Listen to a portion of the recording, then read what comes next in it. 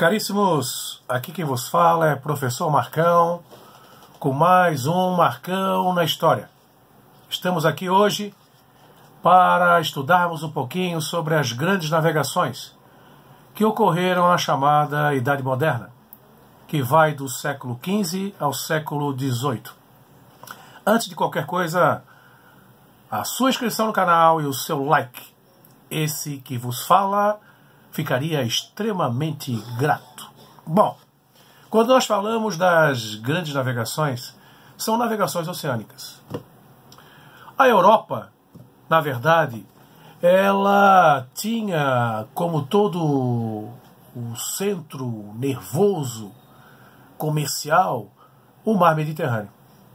Europa, porque o Mar Mediterrâneo ele banha a Europa, Oriente Médio, Norte da África e até o Estreito de Gibraltar, onde vai desaguar no Oceano Atlântico. Bom, o que aconteceu? A Idade Média chegava ao fim. O feudalismo acabou.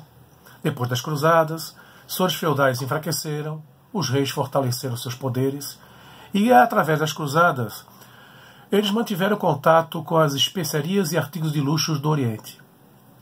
Gengibre, noz moscada, canela, pimentas, especiarias, condimentos que o europeu não conhecia. O europeu só conhecia o sal como tempero. E isso virou uma máquina de ganhar dinheiro. Se fosse hoje, seria negócio de bilhões. Bom, o que aconteceu então? O rei fortalece seu poder com o comércio, acabando com aquela agricultura de subsistência do período feudal. Os seus feudais se enfraquecem e surge uma nova classe social, que é a burguesia, voltada exclusivamente para a atividade comercial. O burguês tem um senhor feudal, um carinha que atrapalhava o comércio. Ele procura então o apoio dos reis e une seus reis. E a burguesia, aliada a seus reis, os reis centralizam o poder e formam os Estados modernos. O que são Estados modernos? Estados modernos são, na verdade, os países, os Estados nacionais, as chamadas monarquias nacionais, né? E o primeiro Estado moderno foi Portugal, em 1139. Depois nós vamos ter Espanha, aí vem Inglaterra, França e outros países. Vão se formando, então, esses Estados modernos. O que colaborou, então, para essas grandes navegações? Primeira coisa importante foi o fim do feudalismo. Segundo, formação dos Estados modernos, dos países. Porque o burguês chegou ao poder junto com o rei. E o burguês está interessado no comércio. E o rei vai adotar o comércio como principal política econômica, chamada de mercantilismo. Bom, outro fator importante. Esse foi fundamental. Tomada de Constantinopla pelos turcos. 1453.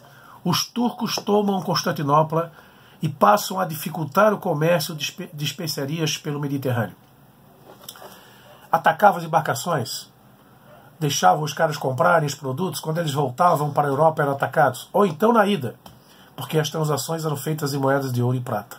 E esse comércio pelo Mediterrâneo era monopolizado pelos genoveses e venezianos, da Itália. Se lembrando que a Itália ainda não existia. Itália apenas para a gente poder se situar na região. Bom, os turcos passam a dificultar o comércio pelo Mediterrâneo. Ah, mas não tem outros portos? Claro que tem. Trípoli, Alexandria, Tunis. Só que o preço do produto ficou muito caro. Então a viagem pelo Mediterrâneo ficou insegura e os outros portos ofereciam o produto caro. Não valia a pena. Portugal foi o primeiro Estado moderno, como eu já falei, 1139. Isso fará com que os portugueses sejam os primeiros a se lançarem na navegação oceânica, nas grandes navegações. Primeiro, é óbvio que a mola propulsora é o interesse econômico. Vocês sabem disso, o ser humano, em relação ao dinheiro, eu não tenho dúvida que ele ultrapassa limites. Eu sempre digo que se a Lua fosse de ouro, nós não teríamos mais esse satélite. Tá? Porque, na verdade, já estaríamos cavando a Lua. Então o ser humano é assim. Primeiro, interesse econômico dos banqueiros, dos burgueses e dos reis. O rei de Portugal tem interesse, né, e todos aqueles que estavam voltados para essa atividade em ter novos mercados e ganhar mais, lucrar mais. As especiarias eram produtos que não eram cultivados na Europa. Não dava como cultivá-los, por causa de clima, solo. Então tinha muito valor. O açúcar, a pimenta, canela, noz moscada, gengibre. Imagine os caras acostumados só com sal e vão ter esses temperos na comida. Isso aí virou uma febre. Todos queriam. Né? Outra coisa, Portugal, além do interesse econômico, tem toda a sua costa oeste banhada pelo Oceano Atlântico. Eles já navegavam pelo oceano, eles não iam muito longe, mas navegavam ali perto, para pescaria e tal. Tinha frente para o oceano, não a frente para o Mediterrâneo, como a Itália, por exemplo. Eles estavam de frente para o Oceano Atlântico. Isso ajudou muito. Apesar de que o Atlântico era chamado de Mar Tenebroso, eles tinham medo danado, porque eles não sabiam exatamente o que ia encontrar. Tinha lá as lendas dos monstros marinhos e etc. A ausência de guerras. Portugal já era um Estado moderno, em 1139, estava em paz, organizado administrativamente. Isso ajudou muito, porque um Estado moderno em guerra, um país em guerra, não tem como se organizar economicamente. É só prejuízo. Portugal foi o primeiro, em 1139. Olha só, o século XII. Uma vantagem muito grande. E outra coisa, eles eram extremamente católicos. Existia também uma vontade imensa de expandir o cristianismo. E tinha um apoio muito grande da igreja. Cada embarcação que saía de Portugal tinha padres dentro. Porque eles queriam novos fiéis para a igreja através da catequese. Bom, agora com as grandes navegações, nós vamos ter um fator fundamental, que foi as novas tecnologias que surgiram naquela época. Porque navegar no oceano não é brincadeira. Você navegar pelo Mediterrâneo fica bem mais fácil. Norte, sul, leste, oeste, você acha terra. Agora, se você se perder no Atlântico, já era, meu filho. Vai parar no Polo Norte e Polo Sul. E olhe lá. Tá? E olha só, o que acontece? Algumas técnicas apareceram, tecnologias. Algumas novidades. Uma coisa muito importante que eu não posso deixar de falar é a da Escola de Sagres, fundada pelo infante Dom Henrique, filho do rei de Portugal, que a Escola de Sagres era o centro de estudos da navegação. E lá foi importante porque toda essa tecnologia vai ser aprimorada lá. E nós vamos ver então essa tecnologia sendo colocada em prática, treinamentos, técnicas para poder aperfeiçoar e navegar no oceano. Porque eu comparo esses navegadores daquela época como hoje, se você fosse numa expedição para Marte. São aventureiros.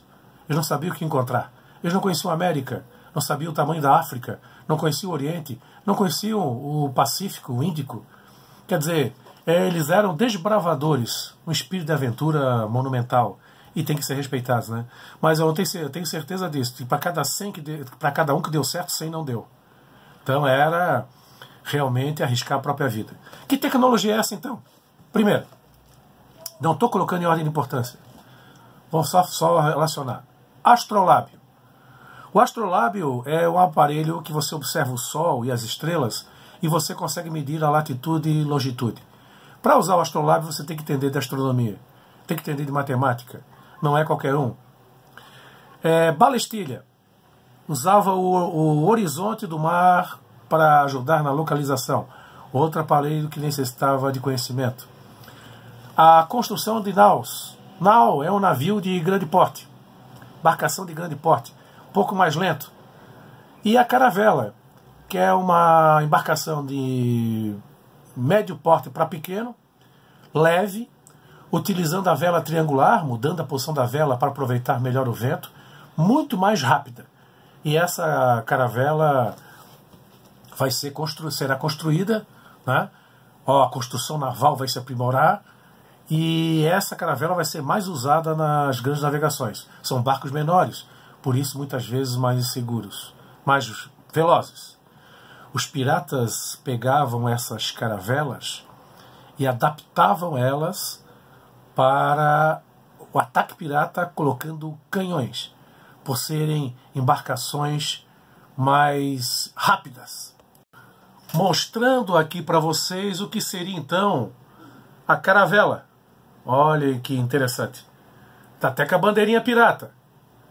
Tá? Se você olhar a caravela, ela teria esse formato aqui. Um barco menor e os canhões adaptados pelos piratas. Interessante, não? E é bem mais simples que o Manau. A nau é um barco de grande porte. Outra coisa importante, a cartografia. Desenvolvimento de cartas geográficas. Eles começaram a fazer os mapas necessários para a navegação. E finalmente as armas de fogo. Com a pólvora chegando na Europa, a pólvora era uma invenção chinesa. Eles usavam a pólvora desde o século I, né? Mas não como armas de fogo, se bem que tem notícias de alguma coisa nesse sentido na China. A pólvora passa a ser utilizada e é inventado então o mosquete, depois as pistolas, depois os canhões, transformando a viagem muito mais segura. Tá? O que compõe a pólvora? Enxofre, salitre e carvão. Sabendo as medidas, você obtém a pólvora. Isso aí passa a ser utilizado e a viagem agora tornou-se mais segura. Com as armas de fogo, qualquer outro tipo de habilidade em luta, né, armaduras, espadas e tudo, isso aí pode ser usado ainda, mas ficou obsoleto a partir das armas de fogo. Então nós temos astrolábio, balestilha, nau, caravela, cartografia, armas de fogo e finalmente a bússola, invenção chinesa que ajuda na localização, marcando o norte magnético. A bússola era fundamental e até hoje todas as embarcações, mesmo tendo toda a tecnologia disponível, ainda existe a bússola naquele princípio lá inventado pelos chineses também. A China não era brincadeira nesse momento. Caríssimos, essa é a primeira parte da história das grandes navegações. Marcão na história.